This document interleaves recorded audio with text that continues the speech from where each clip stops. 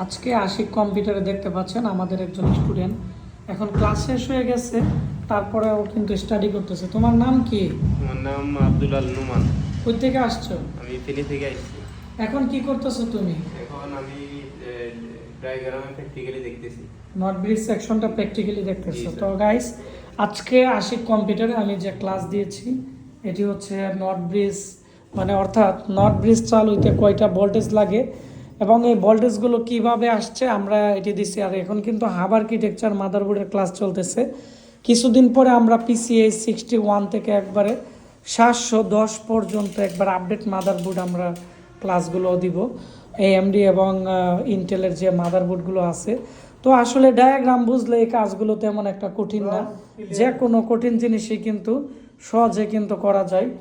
এবং আমাদের এখানে স্টুডেন্টরা কিন্তু প্র্যাকটিক্যালিও করে। তুমি কি এখন কি করছো এখানে? জি বস, এটা নো পাওয়ার ছিল মুসপেকটা। তো আচ্ছা, মোসপেক্ট এখানে শর্ট ছিল নাকি? জি জি আচ্ছা, তো তোলার পরে কিন্তু এখন বুট কি পাওয়ার আসছে? আসবে। আচ্ছা ঠিক আছে, চেক দো। তো এখন আমরা যে বিষয় নিয়ে কথা বলছিলাম এটি হচ্ছে 41 মাদারবোর্ডের হাব আর্কিটেকচার মাদারবোর্ডের যে গ্রাফিক্সের কয়টা ভোল্টেজ কীভাবে আসছে এটা আমরা শর্টকাটে আলোচনা করেছি। তো দেখতে পাচ্ছেন এখানে র্যামের 1.5 ভোল্টেজ হচ্ছে একটা মুসপেক্টের ড্রেনে আসছে। আসার পরে LM324 একটা আইসি আছে 14 পিনের। ওই এই আইসি থেকে এর রেজিস্টরের মাধ্যমে এর মধ্যে গেটের সিগন্যাল আসছে। তো আসার পরে কিন্তু এটি ট্রিগারিং হয়েছে, ট্রিগারিং মানে এটি চালু হয়েছে।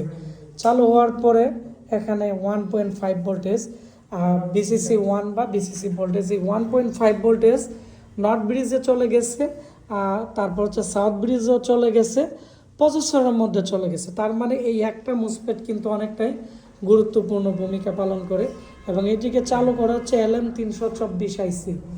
তারপরে হচ্ছে আমি আপনাদের দেখাচ্ছি এখানে সেম 1.5 ভোল্টেজই আবার একটা মুসপেক্টার ড্রেনে আসছে। আসার পরে তখন এই আইসিটাকে আবার চালু করেছে। এখানে দেখতে পাচ্ছেন যে LM দেখতে পাচ্ছেন 324 যে আইসি আছে এর 7 নাম্বার পিন থেকে কিন্তু এর মধ্যে দিছে।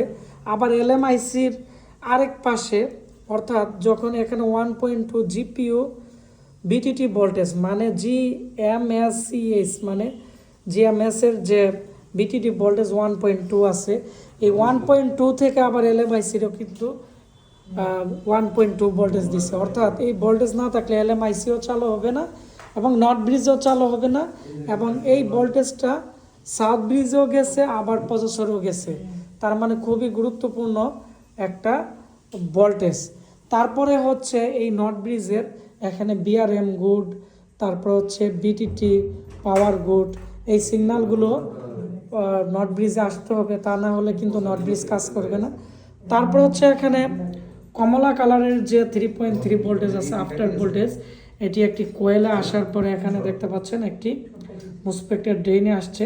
আইসির মধ্যে 5 ভোল্টেজ, অনেক সময় 3 ভোল্টেজও লাগে চালু হইতে। আসার পরে সাপোর্টিং মুসপেক্টের নিচে কিন্তু একটি পুল ডাউন রেজিস্টারও আছে, আর এটি পুল আপ রেজিস্টারের মাধ্যমে 1.2 ভোল্টেজ তৈরি হয়েছে। এই 1.2 ভোল্টেজ কিন্তু সাউথ ব্রিজেও গেছে, নর্থ ব্রিজেও গেছে, দেখতে পাচ্ছেন। তো এটি নর্থ ব্রিজে চলে গেছে। তারপরে এই নর্থ ব্রিজের আরেকটা গুরুত্বপূর্ণ ভোল্টেজ আছে, এটি হচ্ছে 3.3 ভোল্টেজ। এটি হচ্ছে BCC 3 ড্র্যাক, এটিও নর্থ ব্রিজের মধ্যে চলে গেছে।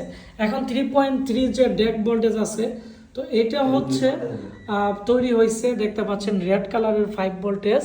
আগে একটি এখানে মুসপেক্ট আছে, দেখতে পাচ্ছেন। এই মুসপেক্টের সোর্সে যাওয়ার পরে এটি যখন 12 ভোল্টের সিগন্যাল আসবে, এখানে 5 ভোল্টেজ তৈরি হবে। এটি হচ্ছে ডুয়েল 5 ভোল্টেজ। এই ডুয়েল 5 ভোল্টেজ থেকে এক মুসপেক্টের ড্রেনে যাবে, পুল আপ এবং পুল ডাউন রেজিস্টারের মাধ্যমে এটি চালু হবে। হওয়ার পরে 3.3 ভোল্টেজ আসবে।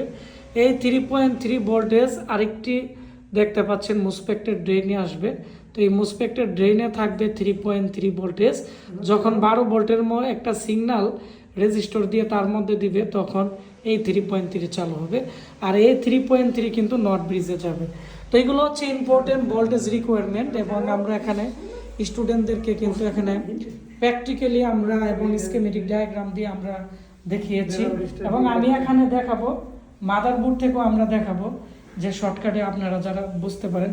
এই হচ্ছে নট ব্রিজ। এই নট ব্রিজ চালু হইতে যে ভোল্টেজ লাগে, তো এই ভোল্টেজের মধ্যে হচ্ছে প্রথমত হচ্ছে দুইটা সিগন্যাল। এটা হচ্ছে BRMIC 37 নাম্বার পিন থেকে BRM পাওয়ার গুড দেখতে পাচ্ছেন। এটি হচ্ছে এখান থেকে যে মুসপেক্ট আছে, তো এই মুসপেক্ট এখানে দুই মুসপেক্ট থেকে মধ্যে আসার পরে এই মুসপেক্ট থেকে হচ্ছে এখানে প্রসেসর নট ব্রিজের মধ্যে আসবে। তো নট ব্রিজের মধ্যে এই সিগন্যালটি আসবে। তারপর হচ্ছে এখানে LMIC, এটি হচ্ছে LMIC। তো এই LMICর দেখতে পাচ্ছেন যে 1 নাম্বার পিন থেকে পুল আপ পুল ডাউন রেজিস্টরের মাধ্যমে এখানে একটা ভোল্টেজ তৈরি করে। এই ভোল্টেজটা হচ্ছে BRMICর 36 নাম্বার পিন এবং নট ব্রিজ এবং ক্লক আইসি এবং প্রসেসরের মধ্যেও কিন্তু এই ভোল্টেজ দিই। তার মানে হচ্ছে এই ভোল্টেজ ছাড়া কিন্তু এটি কাজ করবে না। তারপরে হচ্ছে এটি হচ্ছে নট ব্রিজের BTT ভোল্টেজ। এখানে র্যাম সেকশনের কোয়েল থেকে 1.5 ভোল্টেজ এই মুসপেক্টের ড্রেনে এবং এই মুসপেক্টের ড্রেনে আসবে। তো আসার পরে যখন এই LMIC এই দুইটা মুসপেক্টের ট্রিগার করবে, তখন এখানে 1.2 এখানে 1.5 আসবে। 1.5 এর মধ্যে এবং সাউথ ব্রিজের নর্থ ব্রিজের প্রসেসরে আসবে, আর এই 1.2 এর মধ্যে আসবে, আবার সাউথ ব্রিজে আসবে, প্রসেসরে আসবে। আবার এখানে দুইটা LMIC আছে, এই LMICর কিন্তু 3 নাম্বার পিন এবং আরেকটা LMICর 5 নাম্বার পিনও দিবে। অর্থাৎ এই ভোল্টেজ না আসলে কিন্তু LMICও কিন্তু কাজ করবে না। তারপর হচ্ছে আবার এখান থেকে যে 5 ভোল্টেজ, এই 5 ভোল্টেজ হচ্ছে এই মুসপেক্টের সোর্সে আসবে। চালু হওয়ার পরে তার ড্রেন দিয়ে ডুয়েল 5 ভোল্টেজ বের হবে, তার সোর্সে দিবে, আবার তার ড্রেনে আবার 3.3 ডুয়েল ভোল্টেজ থাকবে। এই 3.3 ডুয়েল ভোল্টেজ এখানে একটি মুসপেক্টের ড্রেনে আসবে। আসার পরে সে যখন চালু হবে তার সোর্স থেকে 3.3 আবার এর মধ্যে ঢুকবে। তো এগুলোই কিন্তু সমস্যা হয় বেশি। তো আমরা স্কিমেটিক ডায়াগ্রাম ধরে একবারে হাতে কলমে প্র্যাকটিক্যালি এগুলো বের করছি। তো আজকে আমার এই ছোট ব্লগটি আপনাদের কাছে কেমন লাগছে অবশ্যই জানাবেন। আর যারা হাতে কলমে আমাদের এখানে ট্রেনিং করতে চান, আমাদের আগামী বেজে আপনারা অ্যাডমিশন নিতে পারেন আশিক কম্পিউটার ব্রাহ্মণবাড়িয়া।